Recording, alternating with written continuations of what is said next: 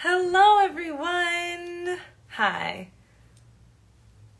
It's Jasmine, and it's been a while since I've been on here. I missed the last full moon, which I had full intention of going live for, and then I just died. I honestly died with the full moon in Cancer. It took me out in ways that are insurmountable. Hi, thank you for joining. Hi, everyone. Yeah, that full moon was such a doozy for me that I didn't even have it in me to show up. So I had to fill my cup. And it's funny because I think the last 2 days are the first moments of like feeling like I'm back in my radiance. So I'm very excited to feel alive again and to feel alive around a time when there's so much to talk about. Hi everyone, thank you for joining. Astrologically, there's so much to celebrate. There's so much to look forward to. And so much to talk about. So I'm glad to be able to talk about it. Yeah, that full moon in Cancer was huge. So I actually just want to immediately say, if you are still feeling like you are coming down from something, because that was such an influx of energy when it came to not only that full moon in Cancer, but the retrogrades that were going on, which are finally direct, so we'll talk about as well. But like there was just a lot of upheaval of a lot of revelations, a lot of big changes, a lot of emotions that we were kind of being forced to confront, which can be very uncomfortable at times. And I know a lot of people had to confront irritations internally, irritations externally, have a lot of difficult conversations. You know, Cancer rules the mother and home and what kind of goes on within, but also like our maternal and divine feminine lineage. So I just know there were a lot of difficult conversations, at least in my life, but also in the lives of people around me. So I want to say, if you just simply survived that astro weather, shout out to you. My little warrior, my little champion. But we're still in the process of really reflecting on those big knowings, those big revelations, and figuring out what we're going to do with them. So first things first, if you're feeling like you're still coming down from that full moon, you are not alone. The reason why you could be feeling like you're having some easier oxygen to breathe in, which is how I'm feeling, is because Mercury retrograde is out of here, brother. Mind you, I always want to be mindful of the shadow period that we have 2 weeks after retrogrades, but I think I feel like we're in the clear enough to celebrate the fact that Mars retrograde is over, Mercury retrograde is over. I never demonize retrogrades because I think that they always come in at times when we really can use the pause, the reassessment, the revelations. You know, retrogrades are always a time to kind of slow down and look at what's going on, look at the truth of the situations, and really ask yourself, where am I being dishonest, or where is there dishonesty in my life, and how can I sort of recalibrate? And so recognizing the fact that Mars retrograde, right? Mars is still in Gemini, so things may still feel a little wild, but like Mars being out of retrograde at the very least is going to implement some movement forward. A lot of people have been feeling like slowness and stagnancy and like we've been walking through molasses a bit, especially because there's such a narrative that we've built around the new year and like wanting to initiate and experience newness so immediately. And so I feel like when we walked into the new year with retrogrades and you know, Saturn still being in Aquarius, there was this sort of like wall that I think we all kind of felt like we hit. I want to say, and I'll talk more about this later, but like March is going to be when you feel that big shift that we tend to feel during a new year. But outside of that, I think it's worth celebrating the fact that we're out of retrograde season right now, because it is in sort of like a green light to move forward again, but to move forward with the information that we gained from all of those retrogrades. I really hope that you don't take the pause and like the discomfort of those retrogrades in vain. They're not, you know, the planets are always working for us, never at us or to us. And so it's so important to recognize the fact that there were a lot of lessons embedded within that stagnancy, within the miscommunications, within the delays, within whatever fell apart or came together, or whatever revelations you had, whether it was internal or external, relationally or within yourself. Whatever changed or shifted or came into fruition or just into knowing and awareness over the course of this Mars and Mercury retrograde, please use that to inform what forward looks like for you. And this is especially important because the new moon that we have this week is very fertile soil for like getting clear on our manifestations, especially because I'm all over the place right now. Don't think I don't know. Don't think I don't know. I'm doing my best though. But what's beautiful about this upcoming new moon is that it's aspecting Jupiter in a really, really gorgeous way, which obviously is a planet that wants to support our abundance and wants to support us moving forward in bigger and better ways. But of course, it's the first new moon that we're having that's not aspecting Mars or Mercury retrograde. So there is this element of like forward. And I was just watching that Netflix documentary with yes, you did, honey. Welcome everybody. Thank you for joining. I was watching that Netflix documentary with Jonah Hill and his therapist, and they talked a lot about how like the journey is not about doing it perfectly, but just making forward steps. And that stuck with me, and I feel like I'm really feeling that with this energy of like, use what you've learned in this retrograde and the fact that the energy is now back into like, it's like a pool or a body of water that's been still and stagnant. And it's like finally starting to move again. Like use that to just look at what is forward. I don't have to do it perfectly. I don't have to figure out exactly what it looks like when I get there. I just have to take a step that is forward and not backward. Good thing we can keep up with you. Thank God. I hope that you are. Let me know if at ever any point I lose anybody. But yeah, so this is fertile soil for manifesting, but I just want to take a step backwards. Actually, funny enough, and just say that we should just be, before we even figure out what it is that we want to manifest with this new moon, hi queen, we want to just sit in a space of reflection, not only reflecting on what we learned during these past 2 retrogrades, but the big T's. We want to reflect all the way back, and this is a trigger, but March of 2020.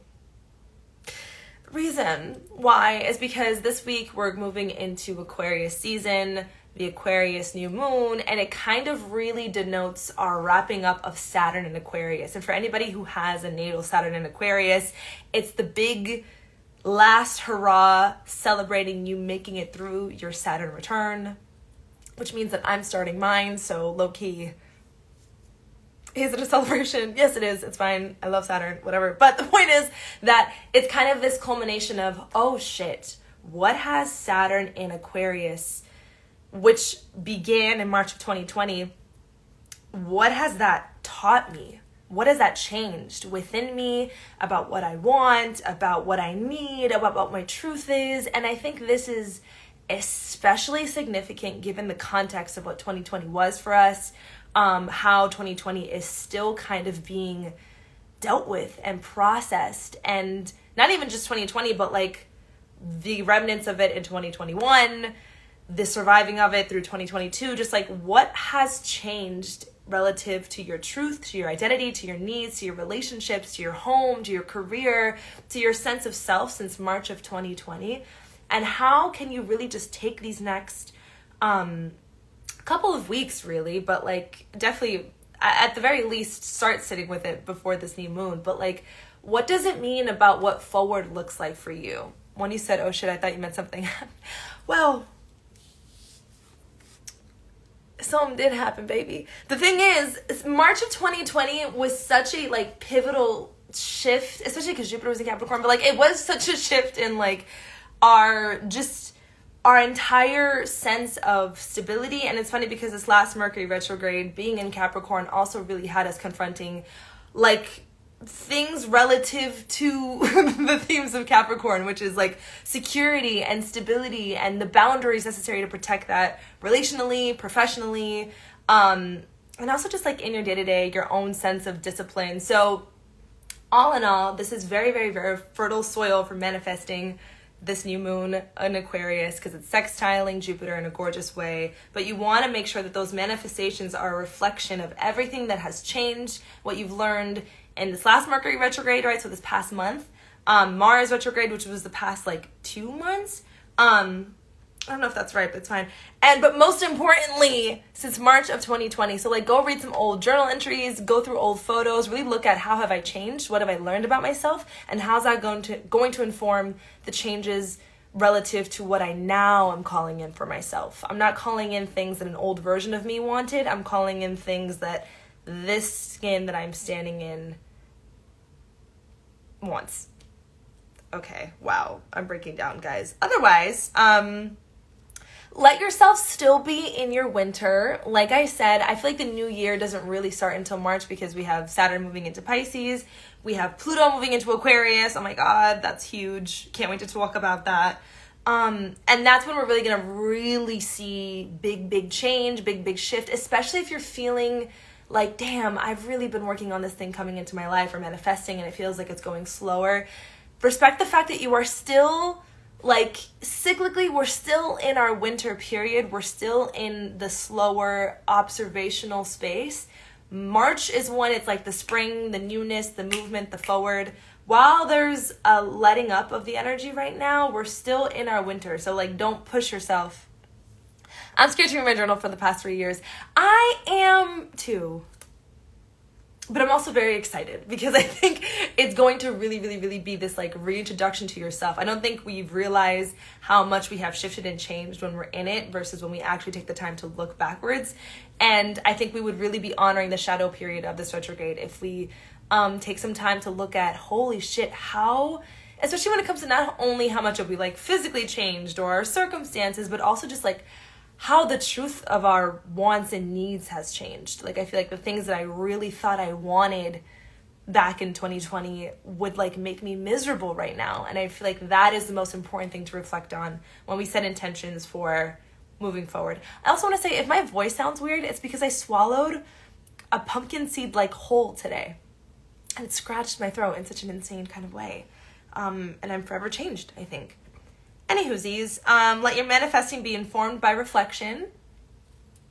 But once you reflect and once you are in that state of clarity of like, okay, this is who I'm standing in now, and like this is what she or he or they want, use that information to really set firm intentions. Saturday, I believe, is the new moon. I would invite you to go to nature. I would invite you to maybe spend time alone, right? Aquarius is the way Aquarians arrive to community is reflective of the nurtured sense of solitude that they have, the nurtured sense of self that they find in their solitude. So I say all that to say, take some time to be alone, to sit in some silence, and to really be reflective and intentional about like, okay, this is what I want, and this is how I want it to look like.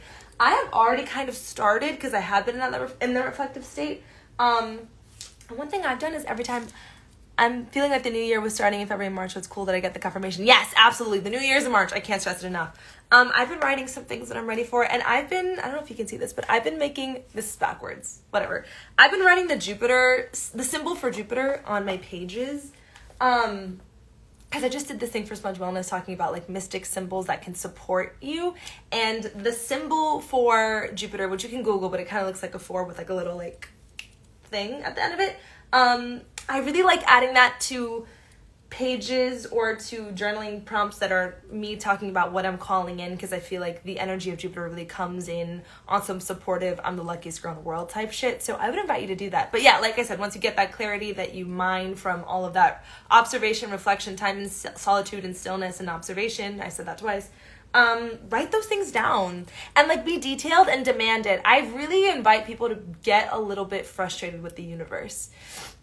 Because, like, I think I found myself being really docile and, like, in divine timing. And I think sometimes you need to be like, no, like, I deserve this now. I've waited. I've done the work. I respect you knowing that you will deliver it when it's ready. But with that being said, I'm ready. So, like, get a little frustrated and get detailed and just get demanding. Get in that divine state of knowing what you deserve, having clarity around it. And yeah, and continue adding to that as the new moon kind of comes into. But like I said, let those intentions be informed by reflection. And otherwise, yeah, we survived Mercury retrograde. Oh my God. We survived Mars retrograde. Oh my God. We're still in pause because of the shadow period. But like I said, the energy is going to start moving. You're going to feel it. And March is really when we're going to be feeling like, oh shit, we're in a new timeline. So let this time kind of be where you wrap up those loose ends, where you really shed what needs to kind of just be laid to rest. Take some time to reflect from March 2020 and onward, because that's going to wrap up the Saturn in Aquarius story that we've been in. If you survived your Saturn return, congratulations, honey. Oh my God. Take some time to really be reflective about that, because this new moon in particular is going to be a time for you to reflect on what you want for the next 30 years until your like next Saturn reset. So like, yeah, I think just let what the Saturn return taught you about what you want the stage of your life to look like moving forward. And yeah, and for anyone who doesn't have that natal Saturn in Aquarius, it really is a time to reflect on that Saturn transit for the last 3 years and what it taught you about the truth of who you are. And this Mercury retrograde teaching you about what you need boundary-wise, physically, relationally, what you need in order to feel stable and secure, and the importance of feeling stable and secure. And yeah, it's ripe soil for manifesting, so I'm so excited. If you have any questions on how it relates personally relative to your chart, reach out. Otherwise, I'm sending you all of my love. I survived full moon in Cancer, which I didn't think I would. So that's in itself means for champagne. So you guys all my love, and I will see you at the next transit. Bye.